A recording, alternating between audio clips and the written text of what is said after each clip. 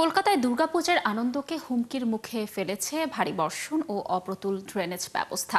শহরের বেশিরভাগ পূজা মণ্ডপগুলো এখনো জলমগ্ন।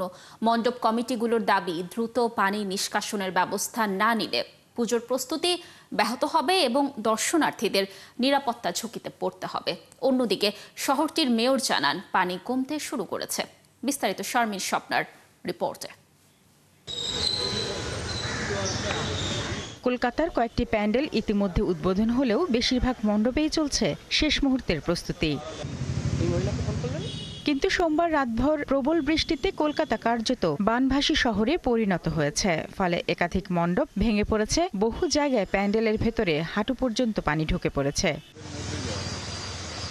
এদিকে বঙ্গোপসাগরের ওপর নিম্নচাপ তৈরির কারণে আগামী কয়েকদিন রাজ্য এবং পূর্ব ভারতে আরও বৃষ্টিপাতের পূর্বাভাস দিয়েছে ভারতীয় আবহাওয়া অফিস।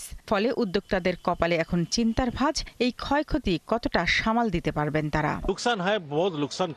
গত 40-45 বছরেও কলকাতায় এত বৃষ্টি হয়নি। এই বৃষ্টিতে দুর্গাপূজার জন্য নির্মিত অনেক কাঠামো নষ্ট হয়েছে, আবার অনেকগুলো বাতিল করতে হয়েছে। আমরা চেষ্টা করছি পানি কমে গেলে শিল্পী এনে ক্ষতি মেরামত করতে।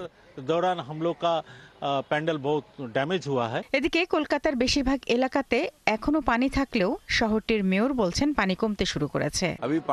এ পর্যন্ত কোনো জলাবদ্ধতা নেই। নিম্নাঞ্চলে জলাবদ্ধতা সাধারণত অব্যাহত থাকে, তবে সেখানেও পানি কমতে শুরু করেছে।